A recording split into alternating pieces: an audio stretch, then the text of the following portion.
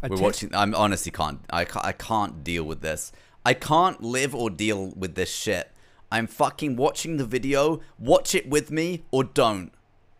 Do you understand, chat? Watch this video with me or don't. I don't care anymore. Alright? Stop typing my name in the fucking chat.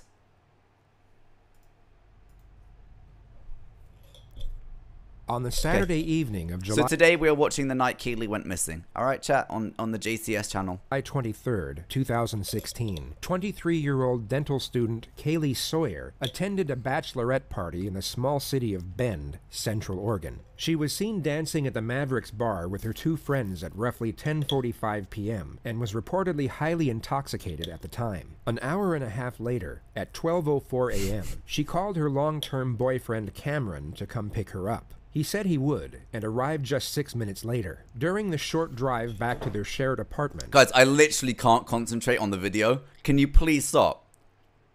Okay, no more chat for the day. Fine, it's fine. No more chat. I'm starting the video again. No more chat.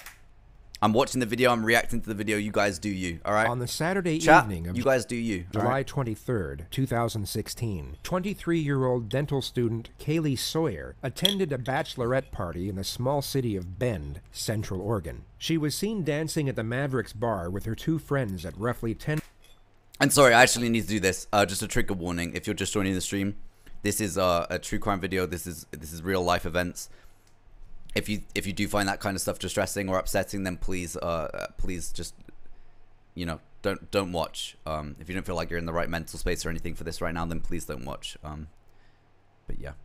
10:45 p.m. and was reportedly highly intoxicated at the time. An hour and a half later, at 12:04 a.m., she called her long-term boyfriend Cameron to come pick her up. He said he would, and arrived just 6 minutes later. During the short drive back to their shared apartment, they got into an argument after Kaylee admitted to talking with another guy at the bar. Cameron got annoyed and accused her of flirting with someone else, at which point Kaylee got extremely aggravated and asserted he had done something similar the week before, and that she hadn't attacked him for it. When they arrived at their Alpine Meadows apartment complex, Kaylee was in tears. Her boyfriend told her to take a minute to cool off, and went up to their second-story apartment at exactly 12:14 a.m. Kaylee was left in the car with the keys, but by 12:24, she still hadn't come up. Cameron went back down thinking she had passed out, but when he got to his car, it was empty, with the passenger side door left open and the keys left on the driver's seat. Cameron tried calling, but her phone rang out, so he sent her a text asking where she was and got a reply within 3 minutes. She told him she was sorry she wasn't good enough for him, and then said goodbye. Assuming she was walking to her friend's house roughly 4 miles away, he got back in his car and drove... I just want to warn you, chat, that my reactions to these true crime videos will be going on YouTube, and you guys are embarrassing yourselves, and you guys will be forever eternalized in embarrassment on YouTube. So I really suggest you guys start behaving. Drove up and down College Way trying to find her, only because he wanted to drive her to her friends so she wouldn't have to walk in the middle of the night. He couldn't find her and wasn't aware of her friend's exact address, so he assumed she had arrived at her destination. Cameron then went to sleep, thinking that the best time to talk would be when Kaylee was sober in the morning. But when he tried calling her again at 9 a.m., it went straight to voicemail. Kaylee's phone So at the moment, off. he's genuinely, from what we're being told, he's genuinely concerned about where she is. I mean, I don't know how much you guys watch true crime and how much armed... I don't know what level of I'm not sure what level of armchair detectives we have in the chat. I'd categorize myself as a solid 10 out of 10 armchair detective, and I'm very familiar with the fact that if a female dies that had a male partner, then typically the first suspect would be the male partner, and if that wasn't the case, then it would be, like, you know, friends or family members. It's like most crimes are done. Committed by most, like, murders and kidnappings are typically not done to strangers. It's actually incredibly rare for it to be strangers. Like completely unprovoked stranger attack, it's usually someone you know. So throughout the day, and her presence on... It's interesting how it's being framed that the boyfriend seems genuinely concerned right now about her whereabouts? Social media abruptly ceased. Her friends and family grew increasingly concerned, and a missing persons report was filed at exactly 7:31 p.m. to the Redmond Police Department. As Kaylee's boyfriend, and being the person she lived with, Cameron was the first to be questioned. He was the last person to see her, and admitted they had gotten into a heated argument on the night she went missing. In most circumstances, this would make someone the prime suspect and the central focus of an investigation. You see in this chat? I should have my own criminal psychology channel at this point. Yet the Redmond police would later testify that they were confident he was innocent. He was forthright with us the entire time. He allowed us to look at his computer, allowed us to look at his phone, allowed us to look in the car. That's right, chat. Five-head Koji. Koji the detective. So cooperative from the get-go. We've had suspects, boyfriends, husbands, spouses, that have done these similar things. Okay, no more chat. That also act, obviously, cooperative to try to steer us off them. So we weren't ignoring him, but it's hard to put into words. You do this long enough, and sometimes you can just tell when almost like the fear or the sadness isn't genuine, you know? And here you could see, like, he truly had no idea where she was. Investigators then switched their focus. They wanted to find the identity of the man Kaylee was talking to in the bar the night before. So the next step was to check surveillance and interview each of Kaylee's friends that were out with her that night. However, none of this was carried out, as the very next morning the first lead would emerge. Police officer Isabel Ponce Lara arrived at the Redmond Police Department, stating she had information about the missing girl, and that it involved her own husband. He's like, I killed a woman, that's what he said. I'm like, what do you mean? Then he's like, I hit her with the car. And what did you say to that? So I'm like, what do you mean? Is she crying, or is... hit her? And he's like, yeah, I hit her and I panicked.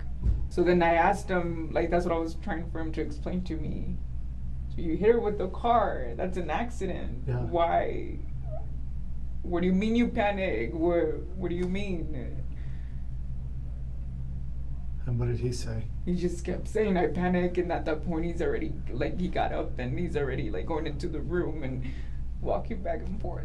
I'm having, And I'm like, not real gonna difficulty following this. So, she's saying that he hit her in a panic and then went to a room? I don't understand that. But he's telling me. And then he just kept saying, I need to go, I need to go.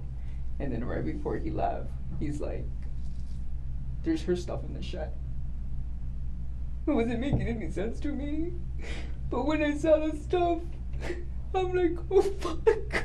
Her husband was 31-year-old Edwin Lara, a campus security guard at Central Oregon Community College. He drove a work-issued public safety vehicle, which, much like a police car, had a partition divider that separated the front and back seats, and the back doors were unable... I don't know what was going on with that interview, because it sounded like she was pretending to, like... I said, is she crying or not? Like, it did sound like the person being interviewed then was, like, pretending to cry a little bit, but I don't know if you guys think that too, or it might just be... You can never judge people, though. This is one thing that's really interesting. You can never genuinely judge people on their reaction to things. I know that police officer was saying, like, oh, you know when you've done this long enough, you can just tell. But people always react differently in like, states of shock or, like, when they're scared. And I know as humans, we always expect people to act in a certain way, and will very quickly assume someone's, like, guilty or a villain or, like, a cold-blooded fucking killer murderer if they don't react in a certain way, but that's just simply not the case. So it's always interesting to think about that. To be opened from the inside. It was just 30 hours after the missing persons investigation was launched, and police now had their prime suspect. All they knew was that he told his wife he had accidentally killed the victim, stole her firearm before fleeing, and was now unreachable, with his whereabouts unknown. The Redmond police then checked the shed that was mentioned in his wife's statement, and made a gruesome discovery. Inside a trash bag was Kaylee's purse, clumps of blonde hair... Wait, there's no, it's got to be like some kind of like red... Oh, is it just like a faded can? I was like, when they said gruesome discovery, I was like, wait, is it blood? Gruesome discovery. I don't think it is. Inside blood, a trash bag was Kaylee's purse, clumps of blonde hair, and a large rock that was covered in blood. I think it's just the like evidence disputed the fact that Kaylee had been hit with a car. Police came to the assumption that the rock was most likely a murder weapon, and the clumps of blonde hair had been ripped out of Kaylee's head as she was subdued, and most likely raped. The Redmond police then switched Kaylee... Okay, I'm really glad I did trigger warnings for this video. Just to reiterate, trigger warnings for this video. What the fuck? His case from a missing person to a homicide, and her family were made aware that in all likelihood, their daughter was no longer alive. That same evening, at exactly 8:45 p.m., 19-year-old Andrea May walked out to her car after working a double shift at a clothing store in Salem, 2 hours north of where Kaylee went missing. She took a quick selfie on Snapchat and was scrolling through her Facebook newsfeed when all of a sudden a stranger, armed with a gun and wearing a bulletproof vest, opened the passenger side door and got in. He pointed the weapon at her and told her to start driving. Out of fear of her life, Wait, you guys are all saying blood is against terms of service on Twitch, but people watch true crime on Twitch all the time and there's always blood. So how am I going to know if there's blood coming up? Is there blood in this video, chat? Hi, Birdie. Dawny, thank you so much for the 11 months. I really appreciate it. There is no blood in this video. Oh, thank you guys. I'm actually getting really scared now. I'm going to have to, like, check for... Oh, you guys had my chest went all tight then. I was like, fuck, is there blood in this video? I like...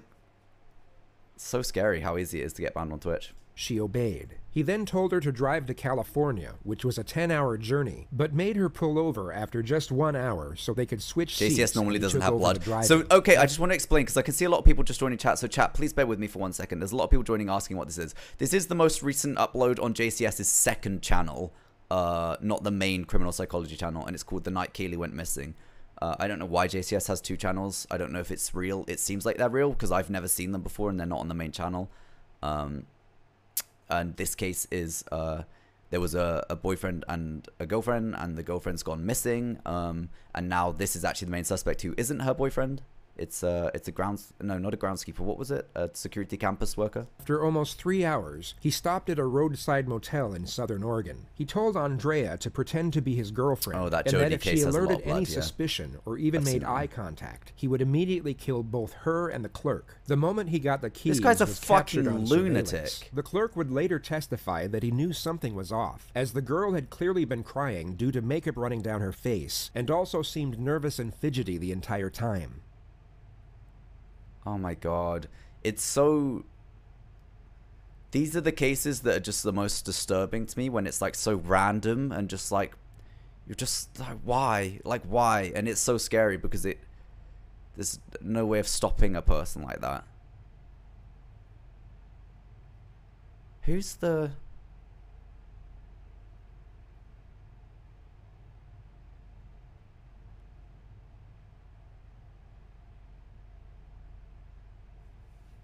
Wait, so chat, sorry, who is the female right now?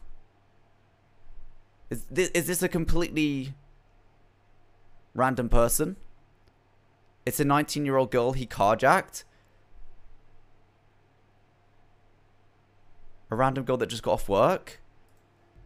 Once inside the motel room, Edwin handcuffed Andrea to the bed and demanded that she took sleeping pills. She initially refused, at which point Edwin pulled out a syringe and said she could either take them willingly or forcefully. She then swallowed 3 tablets of unknown strength, but was smart enough to warn him that she had an STD, and passed out soon after. They left the motel early the next morning before daylight, and continued on to Northern California. By the time they got to Wairika, oh my Edwin God, noticed this the car was leaking oil, so he pulled over at another motel for the purpose of stealing a new vehicle. Andrea pleaded with him to leave her behind, but Edwin told her she had to come with him, and that if she ran, he wouldn't hesitate to shoot her in the back. They walked up to a middle-aged man unloading his car. Edwin pulled out the gun and demanded the keys, but the man refused and yelled out for help instead, at which point he was shot in the stomach. Edwin then grabbed Andrea's arm and ran from the motel toward the gas station next door. They got to a car carrying a family of 3 people, including an elderly woman. Edwin forced Andrea to get in the back seat as he got in the passenger seat, then held the driver at gunpoint as he made him drive away from the scene. He let the family out 15 minutes later, but forced Andrea into the front seat, despite her continuous pleas to let her go. Moments later, he recorded a video on her phone, detailing oh who my he was god. and what Okay, he... chat, this is actually like a really horrific one, so I'm... Again, just one more trigger warning. This is actually like, what the fuck? done. He then made her post it to her Facebook page and title it Murderer on the Loose. Edwin then called his wife and his family, all of whom told him to turn himself in. He then called 911 at exactly 6:52 a.m. 911 emergency reporting.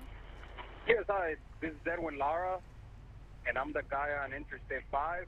You know, I am wanted for murder in the state of Oregon. Okay.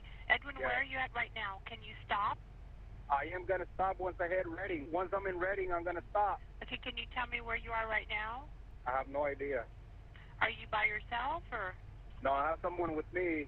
I kidnapped her in Oregon. She's innocent. This is her name fucking... is Andrea. I'll let her give her last name so you can call her family, okay? Okay. Just give me a second. Hello? Yeah, hi. What's your name? Andrea? Are you hurt at all, Andrea? No. No? Okay. Let me talk to Edwin again. Okay. Hello? Yeah, Edwin, you're heading southbound on 5? I just don't understand I'm this heading at all. southbound on 5. It's just... I'm passing It's a state trooper, you highway can't... patrol right now. You're what, sir? I'm passing a highway patrol. You can't Are you comprehend able it. to Like, what the safely fuck find is somewhere to happening? stop? I'm not going to stop right here. I'm just going to turn myself in Corning. Okay? Are you going to Corning Police or where are you going? Yeah, I'm going to Corning Police. But I want to ask you a favor. Uh-huh. So I have asthma. You have asthma? Okay. Yeah, so you tell them not to be too rough on me because, you know, I can barely breathe right now. All right, so that's all I wanted to say. Do you know, need I don't any want... kind of medical or? Yeah, well, I think so. I'm going to need my inhaler. I forgot my inhaler at home. You know, I went all over Salem, Oregon looking for an inhaler, but I guess they don't sell it, you know, behind the What the fuck is happening? counter or out of counter. This person has kidnapped someone and it has them in the car, and he's going on and on about a fucking inhaler. This is so, like, just so strange and so out of touch and so, like, I mean, it's clearly just so, like, mentally unwell or in some kind of episode or, like, I just don't understand. So Edwin, how fast are you going? Or just like a I'm going raging about narcissist with no 120 empathy, miles an I hour. guess. 120 miles an hour? Raging sociopath, no empathy narcissist. I don't understand. yeah, Can you slow down? well, I want to make it there quick. That way I can turn myself in. Well, 120? We just don't want you to speed away from anything. If you can stop and just give yourself in, it'll probably be easier. Well, Golf there's an boy officer click. behind me right now. Okay, they see you. We're talking to them. They see you. Yeah, she's seeing me. I think it's a she. She's right behind me. Okay, the officer sees you, and are you able to safely stop? Yeah, I can stop, but not right now. I'll stop in Corning. It's also nonchalant. Do you know what I mean? It's so nonchalant. I just don't want to stop right here in the middle of the road, you know, putting myself in danger and putting everybody else in danger, more in danger, I guess. Edwin, do you have any weapons with you? Yeah, that's what I was going to say. I do have a gun on me. I am not going to flash the gun, so you tell them not to shoot me. Okay. No, I don't want to die. Okay, you stick by your word, though. I'll let them know. Yeah, I'm going to let them know. You know, don't hurt Andrea. You know, she's a nice girl. I am wanted for the death of Kaylee Sawyer at Bend, Oregon. Okay. And I am very remorseful for that, and, you know. Yeah, I mean, this person, no matter what their mental state and, like, whether they're in an episode or whatever's going on, they clearly are above everything else. There's clearly a sociopath, right? Like a raging sociopath. Like, zero empathy or sort of understanding of actual human emotion, which is really scary. Ledan, thank you so much for the 10 months. Says Koji, so happy to see you on today. Yeah, I'm just streaming for as long as I can in this heat, but I'm doing okay right now, actually. Okay. Edwin, are you able to stop the officers behind you? They Super don't know if you're manipulative, running yeah. and stuff. Super manipulative. I'll slow down for them. Okay, you're gonna slow down? Yeah, I'm gonna slow down. Okay. You know, I don't want somebody else to get hurt. Good. What an Are you amazing gonna job the stop? dispatcher's doing. Yeah, maybe. I will stop right now. I'm used. You know, I'm shaking up. I mean, I'm shaking. I understand. And it I don't want to get shot. So, You know, I know this is being recorded, and you know, I just want to say to the family of Kaylee that you know I am sorry. I am sorry for what I did to her, and in time I will tell them where the body is. You know. do you want to let me know, or just have this recorded where it is? No, I remember. Okay. So, I mean, hopefully the police officer doesn't shoot me. Okay, I'll let you talk to Andrea. Okay. Are you What gonna the stop? fuck? Yeah, I'm gonna stop. Okay, once you stop. I know, chat. Just speaking of like dispatch workers, is like whenever I watch these true crime documentaries or like YouTube episodes or whatever they are, they very often do contain like dispatchers and stuff. And I just think like fair fucking play. Like I don't know how they physically do it. Especially like also there's people who like, you know, Good Samaritan helplines and stuff that have to deal with all this stuff, like lots of stuff like this all the time. And I just think, God, like it makes me feel really selfish that I don't do anything like that, because, but at the same time, like how do they take the weight and this, like as someone, so I'm an empath and I feel like I feel everything, and hearing sad things all the time makes me really sad, and I take it all on and I feel it. So I don't know how people do jobs like that. It's just such amazing, strong people. There's no, like, I'm nowhere near strong enough for jobs like that, and just so amazing. But I really hope it's not like a life-destroying job, you know. Like I know, like so obviously I'm vegan, and I did a huge amount of research into veganism before I did it, and there's a huge humanitarian issue when it comes to the slaughter of animals, and like slaughterhouse workers, for example, the people that have to kill animals. It's got an insanely high rates of PTSD, like alcohol abuse and like domestic violence and all these awful things. Just it's such an awful job, and I just feel like I wonder. I hope that people that do these jobs in like Good Samaritan helplines, I hope that they don't suffer too much, because they're just like, wow, how do you deal with this as a job day in and day out? Make sure So they can see difficult. your hands at all times, But she's okay? so amazing at what she's doing. Like, fuck. She's like calmed him down and getting Yeah, him to hi, stop. Andrea. Are you okay? You don't need any medical or anything? No. Okay, Edwin, where's his gun at? Does he have it still between his legs? Have to be able to separate it I and don't leave it at know. work. Yeah, I Can you guess. see it? He said he had it between his legs. Is he stopping? Yeah. He is stopping? Mhm.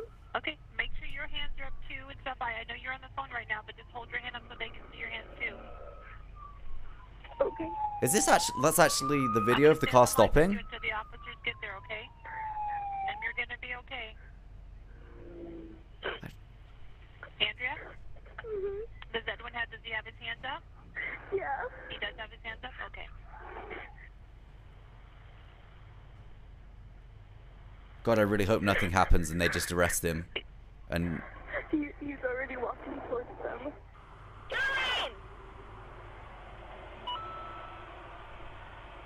is that Super Mario noise in the background? What the hell? That poor girl in that car. That poor fucking girl. So selfish and unfair. Over to your right. Step over to your right. Away from traffic. Drop down to your knees. Don't move. It was just after 7 a.m. when Edwin Lara was arrested and taken into... I just want to say, like I said, I've been watching true crime since like 2014, 2015. I've genuinely never heard of this case. I've never heard of this person. I went through a phase where I used to travel non-stop for work and I'd listen to podcasts all the time. So I'm pretty familiar with like most popular cases in the world, or like spoken about ones. I've never heard of this before.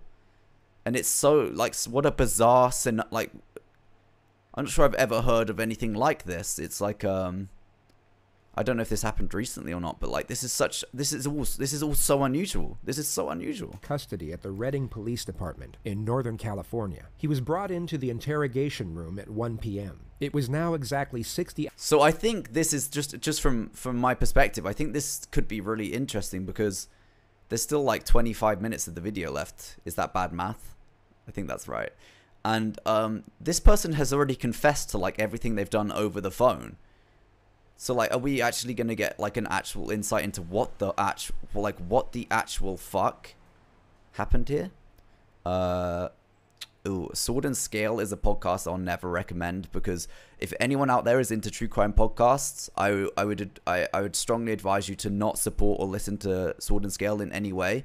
Whilst it was an amazingly produced podcast, the owner, the creator of that podcast, turned out to be an absolute vile, like everything that you could be bad in a person, that person possesses. They're like misogynistic, they're transphobic, they're racist, they're everything. So please don't listen to the Sword and Scale podcast.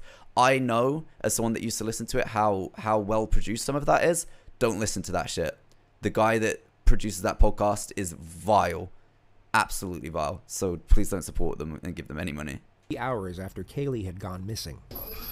If you're looking for a good, I see lots of people in the chat asking for recommendations on true crime. There's a channel that I really like at the moment. It's called Coffee House Crime. We'll probably watch some. We'll probably react to some of those and watch them together. But Coffee House Crime is very tasteful, because there's definitely an element of true crime with it becoming so popular and almost glorified in a way. And there's always been a glorification of serial killers and killers. That's just something that within our society and culture has always happened. And I don't care what anyone says, that happens. And I really like Coffee House Crime, because Coffee House Crime never glorifies or really focuses on the killer. It focuses on the victims and the story and stuff like that. So I try to, like, Serial is what I've got me into true crime, right? And it's very much an entertainment podcast rather than actual true crime. Same with things like Making a Murderer. I don't believe that those cases are anything like they're construed in the documentaries and podcasts. I think they're done for entertainment value. So I'd be careful with, like, obviously I understand it's very bingeable and watchable, and we all want to believe in conspiracies and all this shit. But things like Making a Murderer and Serial are questionably produced, because I think that they twist a lot of things to make it a lot more like entertainment value, and like just be careful with some of those media, because when it glorifies the wrong things too much and it becomes too much of entertainment, I think it's might be crossing a line, you know. And I'm not saying they're not good podcasts or documentaries, but they're just Hi, my name is Sergeant Beckwith. questionably produced. I shouldn't introduce myself because you guys know me. We know a little bit, right? So a couple things. We got some housekeeping items to talk about before we start talking about things. Those are going to be your Miranda rights and your right to a counselor.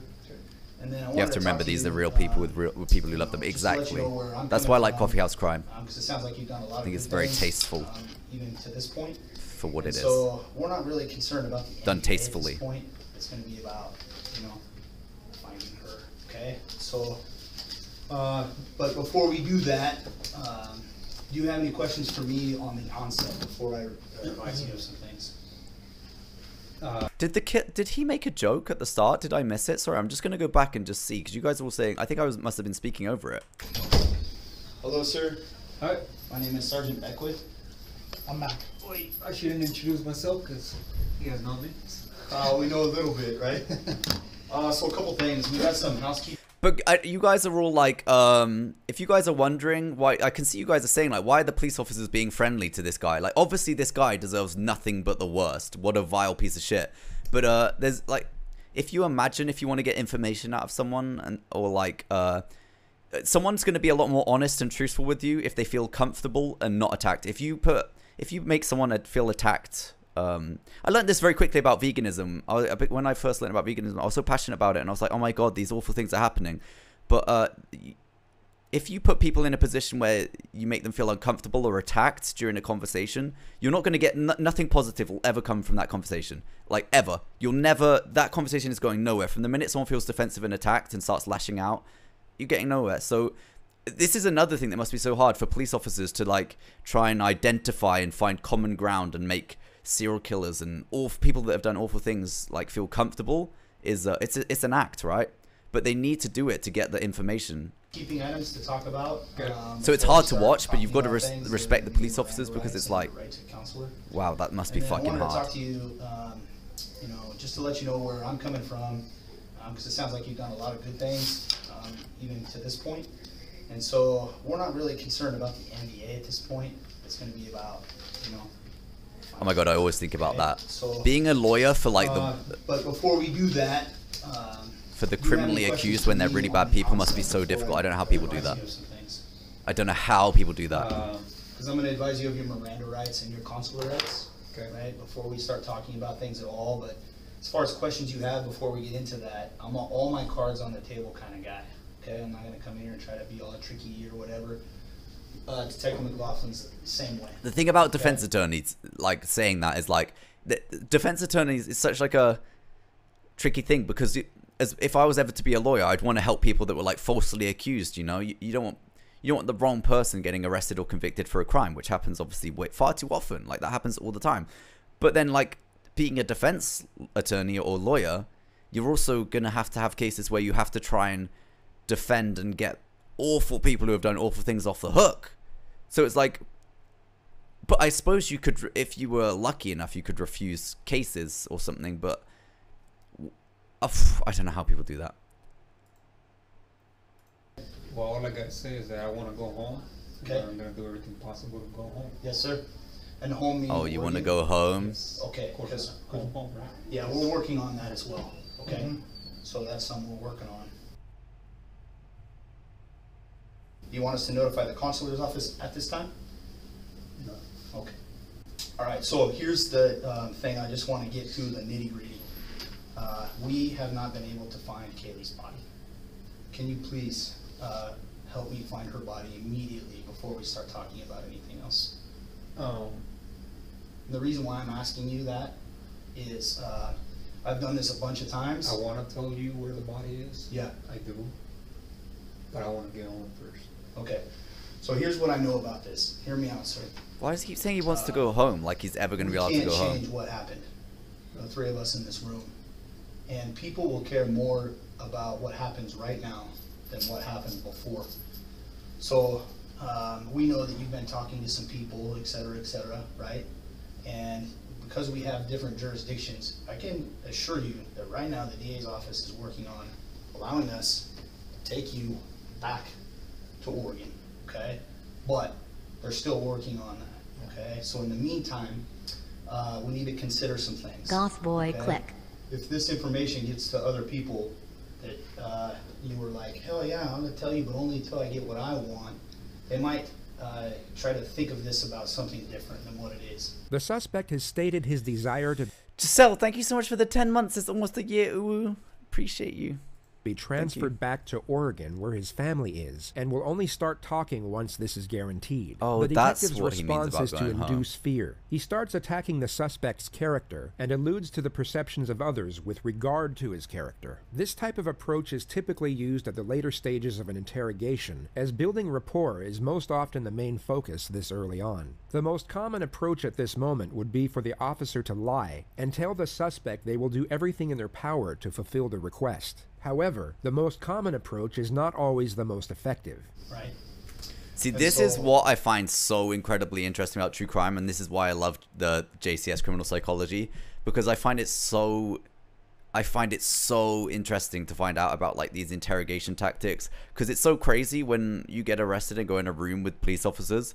They've been like trained their whole careers to like emotionally manipulate, and they have all these different things, and especially when there's like two officers working together, they'll have little cues where they just know exactly what the other one's doing and what the plan is and when each one should speak and what they're going to do. And I find that's like so interesting, and how you can like mentally open someone up or like break them down like this guy. It's just like insane. What I've determined is, and we've looked at this a bunch of times, is I don't think you're a bad guy. The detective now elevates the suspect's character by what's known as reframing. He presents a different way of looking at the situation, which puts the suspect in a more favorable light. This is the perfect approach to take at this moment, yet the detective marginally slips up. He appears to get slightly aggravated once the suspect breaks eye contact and reverts back to a mild display of aggression. Right? I think that things have spun completely out of control, sir. Sir, am I right? Okay. The detective Oh, seems that's to have a hard interesting. time in concealing his disgust and anger. It's a slip of the mask, but fortunately isn't too drastic at this early stage. But that being said, you know from your training and your education that we have a massive load of resources right now dedicated to one thing, and that's to serve the victim's family, okay? And they need that, and they need that right now. And so I need you to remember that it doesn't matter so much about what happened, it's what you do now. Yeah. And you know this man, Matt. Matt wants to do a Matt. Wow, I wonder if this is actually just going to be exactly where the body is. Lozzie, thank you so much for the 10 months. Thank you. Can I say the story what happened first? Yeah, as you're drawing, please, or whatever you'd like to do, sir. I want us to get you out of that stuff. I wait from, yeah. It says, you'll see it right away. Buried in the ditch. Is it buried or? It's not buried. It's Just in the ditch itself? It's just in the ditch. Okay, south side of the highway across from that mailbox. Correct. You're doing good, Edwin. You know what? This is not easy. Or you might be a little bit scared. We're going to hear what you have to say. We really, really want to. I'm thankful, and so is Sergeant Beckwith, that you know what the right thing to do is right now, and that's to help us locate her, for her family, for the community, for us, for you, for your wife, all that good stuff, okay? So I'm thankful to you. I want to say that right away, that you hear what this man has to say, and that you've got a heart inside of you. And I know, because I was in your house. I saw the Bible. I know you thumb through it a lot. I see that you've tithed for months consecutively. I know you have God in your heart, okay? And that's just not a trick. That's eternal, right? You know that. But I'm not talking about this moment. I'm talking about the big picture, okay? And so I appreciate your honesty. So, what happened, man? What happened? Like the straight up, what happened? So I was putting the signs up where there was an event going on. It's a School, yeah. college. Cyclist event or whatever. You know, I was in a hurry because I wanted to get out of there. And I was gonna turn south on College Way on the D4 lot. So I was gonna turn south on the do not enter area there. It's worth noting that investigators had already come up with their own detailed account of what most likely happened, which was that Edwin offered Kaylee a ride, and that she trusted him because of his occupation and the vehicle he was driving. Once she got in, he drove— If you guys are just joining the stream, he was like a security, like a campus kind of person. He had like a campus security vehicle. I guess he patrolled in and stuff, which is what they're talking about, trusting the vehicle. Just so to you a guys know. secluded area, raped her, and then murdered her with the rock that was found in his shed. They will entertain his version of fucking events to start disgusting. with, but then push for further admission once they attain his baseline narrative. And I didn't see her. She was wearing all black. So I was in a hurry, so it was my fault. And I wasn't expecting anybody, you know, at that time of night. So I just turned and Just I fucking didn't lying. hit her that hard. I just bumped her with the patrol car, bumped her with the front rack. And she fell down. And at first I thought, you know, first thing I was, oh, I killed her, you know, but I didn't hit her that hard. So I got off the car and she was really drunk. And then she looks at me and then she started screaming. She started screaming, Yeah, or you did? she did.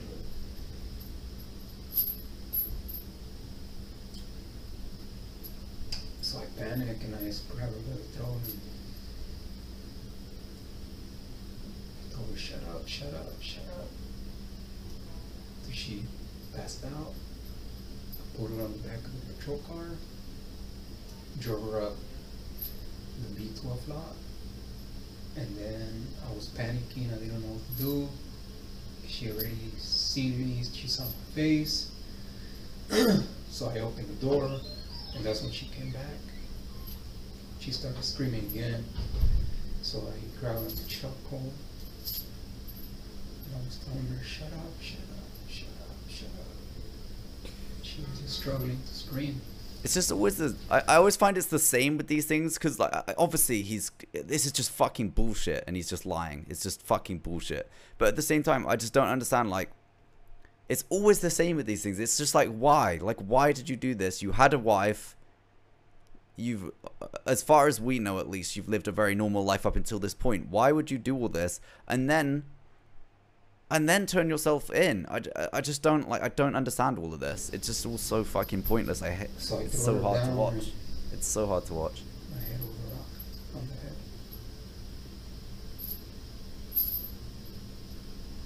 After that, I drag her body behind a tree there. Yeah, and then kidnapped the other girl. I hit her with another Just rock. like carjacked them. And that's when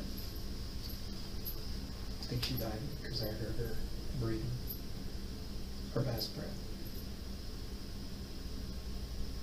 That's really interesting. In the chat, you've put he's convinced himself that this is actually what happened to cope, and that's actually something that humans are scarily good at. Not even just sociopaths, like humans in general, we're very good at lying to ourselves to the point we'll actually believe something that we know isn't true, but we can convince ourselves that it is, just to deal and cope with things. And that's something like that can be really good in some cases, I guess, but also very fucking like scary in other cases.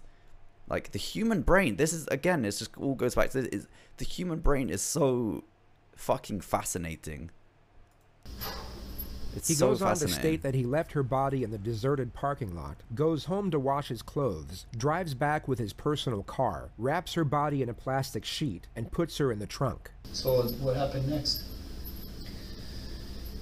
So I drove her to a ditch by close to my parents' house, and she was kind of heavy, you know, so I just grabbed her and pretty much ripped everything off her, like her clothes. I threw her in the ditch. He goes home, but then returns soon after to move the body to a more secluded... No, I'm exactly the same. I find it so incredibly difficult to listen to listen to the sort of the story of what actually happened. I really, my interest is I feel like you need to know what happened to then watch the interrogation or like the breakdown. But for me, really, it solely lies on like, this is what fascinates me, is the human mind. This part. Location. It's very hard to listen to the other bits, I think. I was feeling really bad, you know, because I've never killed anybody, and I feel really bad about her, about the girl.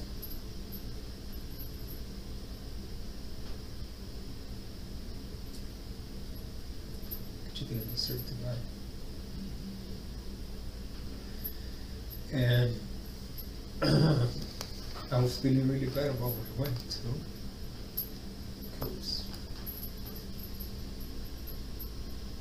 Some of you in chat are saying you think the wife's involved. Do you guys actually think that? I wouldn't have thought so, right? What would her involvement be? And I know that most likely I will die in prison, you know. And that's gonna be one of the things that I'm gonna take in my heart. Isabel. And the regret of killing this girl. And I know this is being recorded, and apologize to the parents. To the dad, I know the dad has been looking for her non-stop. I apologize. Again, I know I keep like pausing it to say things, but this is just so unusual, because although he's clearly fucking lying about what happened, clearly lying about the story to the police, and he's doing this whole like, it looks to me like he's doing this thing where he's like trying to look down and like, oh, I'm so sad, look at me, I'm so sad, and what I've done is I didn't mean to do it, please look, I'm so like small and innocent like a little child. I feel like that's what he's trying to go for. I obviously don't feel sorry for him in any fucking way. But this is such a weird one, because even though he's blatantly fucking lying about what's happened, in other aspects he's been so honest. Like, when I've been watching true crime for like fucking 8 years, and it's very rare that they ever say where the body was or like confess to actually doing anything. I know he's lying and he's like underselling it, and he's not being honest about what he's done, but there's still certain aspects where he's being truthful, and I find that really, really bizarre. It's so bizarre. This is just so odd. She looked like a really nice girl, and she didn't deserve what I did to her. I don't know if I personally don't think the wife's involved, but I know you guys, heavy, you know, and what you guys do. I'm like, She might have so I knew known. that from the moment I told my wife, she's like, turn me in. Yeah, I think Because- that's exactly what it is. I think he's going for that, like, look, I've been honest about these things, so I'm being honest about everything else, kind of thing, I guess. It's just manipulation again. And she loves her job and she loves what she's doing now. And I knew she was gonna do it, no matter how much she loves me. So I told her with that purpose. I told her, I killed this girl. I'm gonna walk out of here. I'm gonna drive out of here. You do your thing. She's like, why are you putting me in that spot? I'm like, because I know you're gonna do the right thing. I know you're not gonna be my accomplice because you're not the type of woman. So she kept telling me, please don't leave. Just turn yourself in. And I'm like, I don't want to spend the rest of my life in prison. He recounts the events leading up to the morning he left the roadside motel with his abductee, Andrea. I mean, I knew that sooner or later I was gonna get caught. And you know, for a fact. You know, and You was trying to buy some time. I was trying to buy some time so I can say bye to my family again. Oh yeah, sorry, that's actually a really good point. The cops are doing a good job staying quiet, so he talks more. I can't remember what case I was watching recently, but it was breaking down again, like certain things that police do to make people speak. And there was this. It was, oh god, I wish I could remember which case this was. It was a really interesting interview, and it was basically the police officer was asking a question, and then the person being interrogated would answer the question, and then the police officer would just stay completely silent, as if to. So they had finished answering, and the police officer would stay completely silent, and it makes them feel the pressure, and they're like, oh, I've not said enough to convince this police officer. I need to say more. And they start like babbling and saying things they shouldn't say and stuff like that. It's so interesting. Just the art of silence. The art of silence. And people, for some reason, in silence don't take the time to... Was it the Chris Watts one? It might have been Chris Watts. I've watched pretty much everything, every podcast and everything about Chris Watts, because that case is just so hard to comprehend and understand. But yeah, silence. And if you think about it in real life, although I'm an introvert and I love silence, in certain situations, we do try and do things to fill silence. And quite often, instead of taking the time to think about what we're going to say or do, especially in pressurized, a high pressure situation, we do kind of just babble and say shit. Yeah, I don't know if you guys have seen it, but in the Chris Watts one, there's one where they break down the actual body cam footage. And that is fascinating, that one. That's probably my favorite criminal psychology breakdown ever, where they break down the police officer's body cam footage of how he was acting in the home. Did you talk to your family after this? Yeah. Just fascinating. How'd that go? So bizarre. It doesn't make any sense. Not so good. My grandpa told me that I screwed up my life. Yeah, the Chris Watts case is very hard to swallow. It's just like, you can't understand it. There's no sense in it. That, I should say. He's like my dad. Couldn't believe it. You know, they were very concerned about me.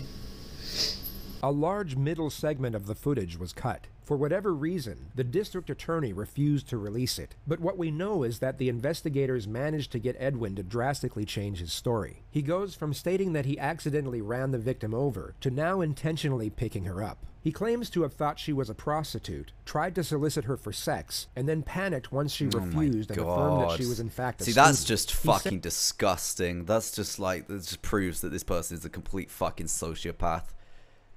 No regard for like other people's feelings and emotions. I fucking hate shit like that. That's sick. That's just Said sickening. that he initially tried to make sure that she wouldn't call the police before That's letting so her go, and that she sickening. then started screaming once he wouldn't let her out of the car, at which point he panicked and thought he had no other choice but to kill her. He goes on to state that he first got into the back and choked her unconscious. He then took her to a secluded parking lot and then bludgeoned her to death with a rock. There was no mention of sexual assault.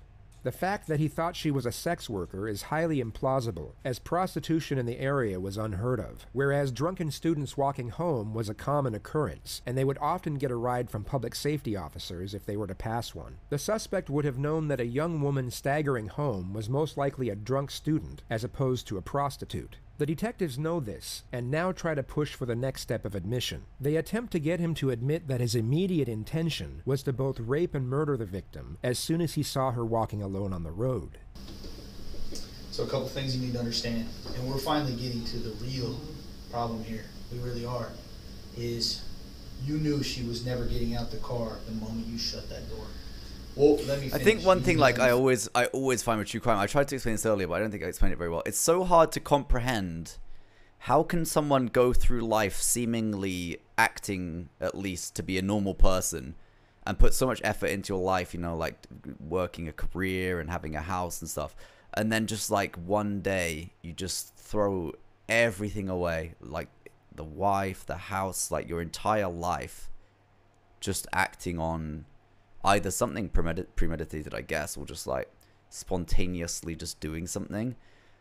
I just, like, you can't comprehend how someone could do that, live their whole life a normal, like a traditional normal life, and then finish, right? Because I know this, okay? Because you said we were hookers. She's like, no. Like, why ever bother living a normal life? Give me your purse and your phone. Well, I knew she wasn't gonna get out. She wasn't gonna survive that encounter, was she? No, because you can't rape her and let her live, can you? And she can't make a phone call if you have it. I wasn't gonna rape her. Well, you can't let her live. Edwin, we're missing something here, man. Oh, you're such a good guy, I know Edwin. what you guys are thinking, and it makes perfect sense. It does. Because why would you ask for her purse? What was in your head that made you want her purse? Because, you know, just in case she had a gun, she could defend herself. She was gonna use her phone to call 911. Call for help. So, but listen to this. According to your story, this is where it does not make sense. If your intent isn't already there to do some kind of harm or some kind of evil to her, some friggin' evil that's there, bro. It's there. You just gotta face it down, man. You can't cower away from it. You face that damn thing down right now. If you know the only way, if you don't have intent in her head, your thought is, I gotta keep that phone away from her because she's gonna call for help before anything bad's even happened. You've already made a decision. Am I right or am I wrong? Help me. So, I made the decision at that time to silence her. To kill her. Chat going crazy over the bro. Is that correct? Because when did you make that decision? When she started screaming, because she had seen my face. But you already grabbed her phone. You already kept her away from making a call for help or contacting someone. So you're already preserving yourself. So I'm thinking it's before, when you ask for the purse, I think you already know in your head, I'm going to silence her. I'm going to kill her. Why else would you ask? So when she gave me her, like, she had her phone, because I knew her phone was back there. Like, it just clicked on my head, and I put her purse back there, her phone is in there, you know. So I told her, give me purse. So she hands over the purse, and I'm like, your phone is not in here. And she goes, yes, it is. So I start digging in the purse with this hand, and I find the phone, and it's there. So, and, you know, very relieved, but at this time she's struggling. Should we watch the body language breakdown video of the actual the Chris Watts one? It's basically where the police. It's a really interesting body language breakdown of the Chris Watts case, but it's not the entire case. It's just a breakdown of the body language when the police officer first arrives with his body cam, and it breaks all of that down. With the door, and I'm telling her, shut up. I've watched it 4 times, but I'll happily watch it again with you, chat, because I do find it very interesting. Shut up. Can I just I'm really sorry, I don't want to pause. I've been trying to make it to the end of this video, guys, for you, because I keep pausing it. I hope you don't mind me obviously it's, you know, I'm trying to react to the video. I do like to have my input and say things, so I keep pausing it. But I really need a pee. I've been trying to hold it in, but I can't hold it in. So I'm going to pause it because I don't want to miss this. Do me a favor, chat. If you haven't already followed the stream, make sure you do. It's free. It supports me. It means you won't miss the next stream. I really just want to try lots of different content at the moment. So I appreciate you guys hanging out with me and, you know, trying different things with me. I really, I'm looking to try loads of new things on stream going forward. I want to dibble and dabble with everything. I am a variety streamer after all. I'm gonna go take myself a posh pee. Just a quick reminder, don't look at my booty on the way out. I'll be really upset and I'll be really, really fucking annoyed. Don't look at my bunda. Don't look at my booty. Don't look at my peaches and creams. Whatever the fuck, alright? Go grab yourselves a snack. Go grab yourselves a drink of water. It's fucking hot. Please go and get some water. Make sure you drink your water today, chat. No, seriously though? Chat. Drink your fucking water today. Alright? I'll be right back. Oh, speaking of.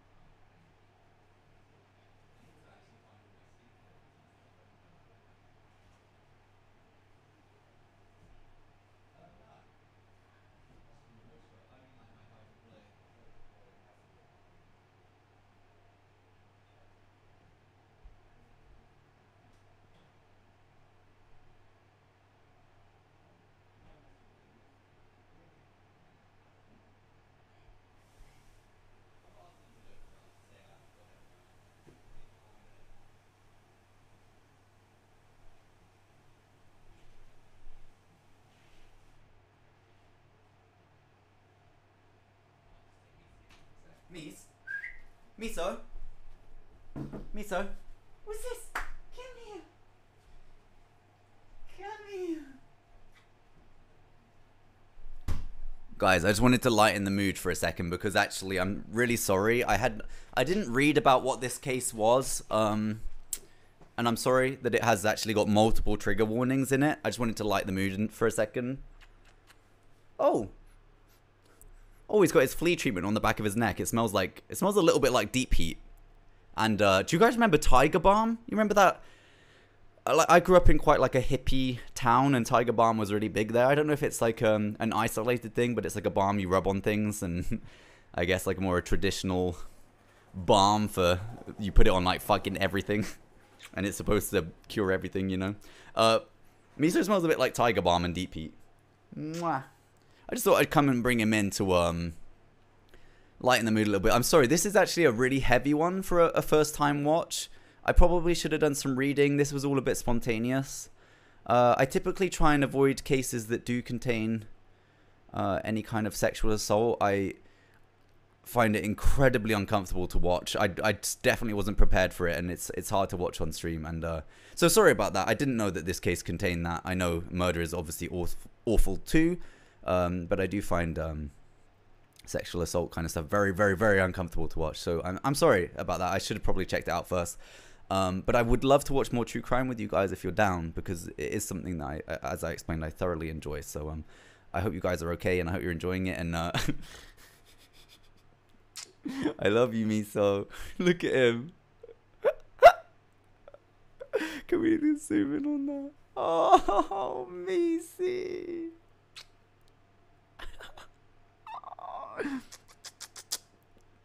It's too hot. He's like, seriously, all he wants to do is just sleep in this heat. We've been covering him in water and putting him in front of like the fan and stuff so it keeps him cool, you know. Oh, did you guys, if you guys don't follow me on Instagram, while I'm just gonna, oh wait, I need to put Miso back out the room, but guys, go and watch my Instagram story. If you don't already follow my Instagram, the link's in the chat. It's the video of Miso with the fan on him in the hallway, and he's eating out of a little bowl frozen peas. He loves frozen peas. It's so cute. I love you, baby. Oh.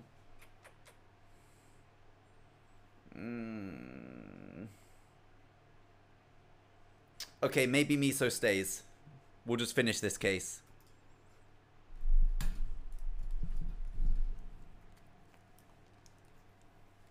Sorry. That was a... Come here.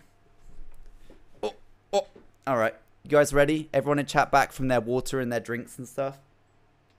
No. Oh. No. He's so tired. Stay You know why you felt relieved when you found that phone? Come up here. You know why? Tell me why you felt She relieved. wasn't calling her out And she was never gonna get away. because she had seen my face already. You just already seen her face, and you already knew what you were gonna do. No. You were gonna silence her. You already told us that. Well, yeah, but Why else would you grab her phone? Because from the moment, that's when I knew that she wasn't a hooker. You know. And she's gonna tell. She's gonna say something. If I let her out of the car, she's gonna go say, "Hey, you know, security guard raped me or something." Do you have dominion over a woman? Dominion? Mm-hmm. Dominant. The noises that he's making, I just want to ask you guys, so it seems like a lot of you guys in chat are actually quite into true crime. Have you guys seen The Jinx? Don't put any spoilers in the chat for anyone that hasn't seen The Jinx. But if you've seen The Jinx and you're familiar with the noises he's making at the end, no spoilers, but it just reminded me of that. If you haven't watched The Jinx, it's top 3. I'd say two of my top 5 crime documentaries ever are The Jinx and The Staircase. And if you haven't watched those, I highly recommend you watch those. It's much more real and raw. Very interesting. Is there anything about her life that means much less like yours? commercialized Hollywood style, like Making a Murderer. You Much told us earlier kind of, you know. when you were trying to carjack people in Salem, you wanted a woman who was weaker. Weaker woman, because I knew a guy was gonna fight me and I didn't want to kill anybody. Right. So you have dominion. I don't What necessarily. I guess what I'm getting at with that question is that at some point or another, something as minor as an offensive comment, "Are you a hooker?" I mean, honestly, what we've approached there is you possibly losing your job for offending somebody. Okay, people are offended every day. People lose their job for offending people every day. That all of a sudden became more important than the life of a human being that you say is equal. I think This is a very bizarre set of questions, especially considering what the detectives are trying to achieve. They are attempting to get the suspect. Rosalie, thank you so much for the raid with the party of 11. I hope you had a great stream. Trigger warning for anyone joining. We are watching true crime. It is a case that it involves some very triggering subjects, so please be aware of that whilst you're joining. Thank you so much for the raid. I hope you had a great stream. Just having a cuddle with my dog Miso while we... to confess to first-degree murder with special circumstances, along with rape in the first degree. By attacking his character like this, and alluding to his supposed warped view on women, he will be unlikely to give further admission. It's more likely to get his guard back up and make him focus on preserving what he has left of his reputation. The detectives should instead be downplaying the crimes. They should be reframing his motives as both understandable and uncontrollable, almost as if premeditated rape and murder could be committed by anyone on a bad day. she honestly thought that I was gonna do something. You were, man. And when that's the problem. Right now, you were. You absolutely At first I wasn't. Yes, you were. No, I wasn't. Well, sir, let me back up. Let's just settle this right now. When you saw that girl and you picked her up, were your intentions to help her because you're a security guard on the campus and people look up to you? Was your intent to find some way to help her? Or was your intent to find a way to help her, either by paying for sex or taking sex? And when things went south, you knew you had to kill her because now the person she looks to for safety and security wants something from her that she doesn't want to give him. Once again, instead of downplaying the crimes, he lays out the scene in a blunt manner. He makes his disgust at the alleged conduct far too noticeable, when he should be remaining indifferent at minimum. Some investigators would even be able to feign companionship and sympathy at this moment, which would significantly increase the likelihood of further admission. So when I picked her up, because you know, usually when we help someone, we call it on the radio. Did you call it on the radio? No, because I thought she was a hooker. And when I realized she wasn't a hooker, I felt discovered. Oh, crap. You know, now she's gonna go tell the whole world that I was looking for sex. Oh, wow, how weird would that be for a dude to be looking for sex? See what I'm saying? And that's not that bad. Dudes right? look for sex. Dudes look for sex. Well, yeah, but not a security guard that is supposed to protect. Well, I think you just said it, man. Another random dude walking the street. So are we lucky in the fact that the first time you can't Lisa, control that man you're looking at is a your urge to piece have of sex shit. with a beautiful woman? That's a piece of shit right there. The sound that you heard after the strike of the first rock, before you hit her with the second, is abdominal breathing, and you know this. It's the sound of life leaving her body. It's the sound of the life God breathed into her, leaving her, and her life being no more, going away, being done. It's the sound of everyone loving her, mourning. It's the sound of her blood crying out from the friggin' earth. Right? You know this. You need to hear it though. Okay? I respect you enough, Edwin, at this point, that I've asked you for detail, and now I'm going to give you my own. Okay? Those are the cold hard facts. Does God still love you? Will he forgive you? Will he bring you back into his heart? Will he? This is actually quite a good strategy, as the suspect is highly religious, yet the focus should I was be going to kept say on that's this really element interesting. as He must be opposed really to the religious magnitude of the crime, which the for them detective to be for some pressing reason that religion continues stuff to so much. incorporate into the dialogue. Questions you have to answer for yourself. But the truth of the matter is that her blood cries out, man. That her life is gone. Thing is, he'll only be crying because he's been caught and he's worried about being embarrassed in front of the world. What you mistook for a hooker was an absolute angel, was the apple of her mom and dad's eye, was the breath that they breathed, that they spent and cultivated all their life raising and growing. And she is gone forever with your semen all over her. Although the detective's Wait, this crime approach is happened in the somewhat middle of the day? miscalculated, this is a highly revealing moment, as there is no Broad denial daylight? whatsoever from the suspect about his semen being on the victim. That's the truth, man.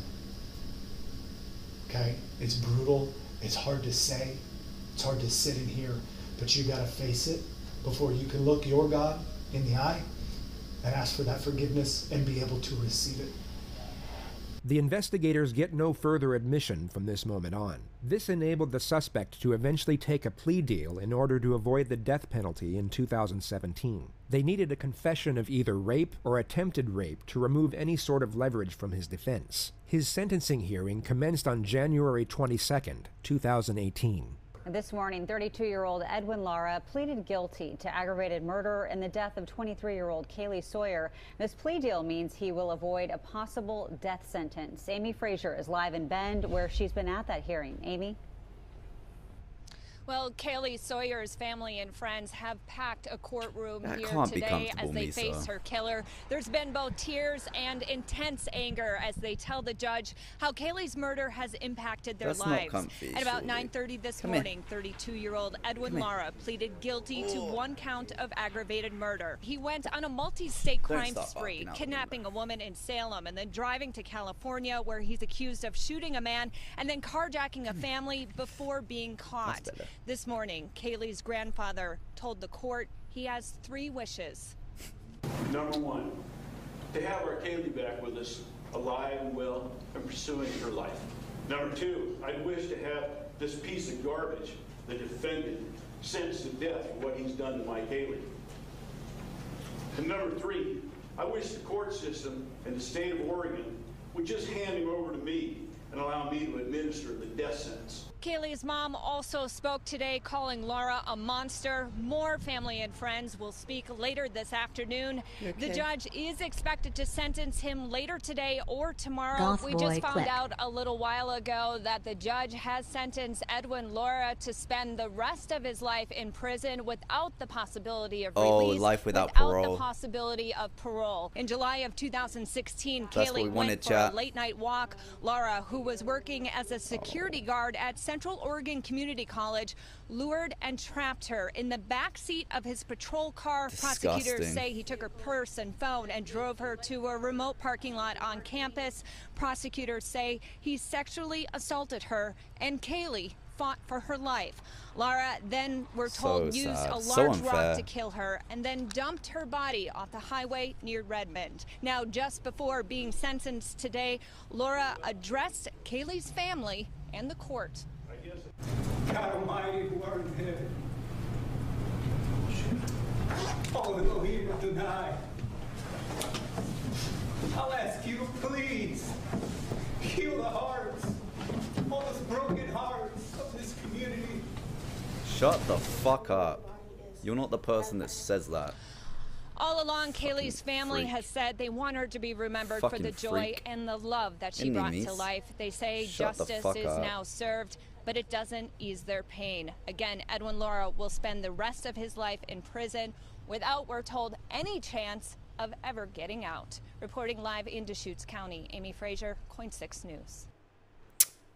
Well, that was a very very heavy case to watch for the first time. So again, I'm just gonna say it again. I'm sorry about that.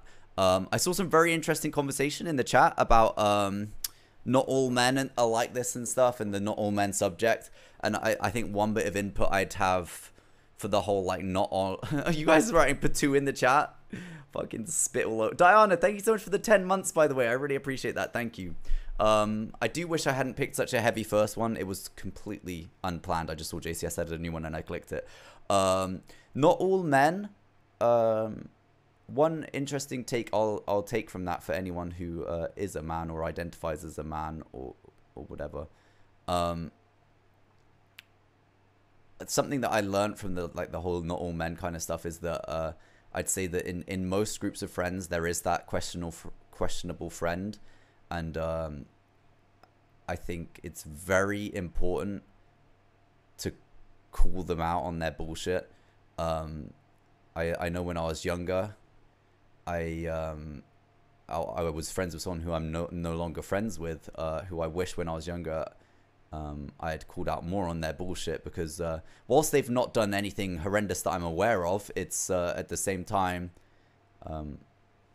just think, basically what I'm trying to say is put your fucking, if you have, I think most friendship groups have at least like probably a friend that's a bit questionable or weird.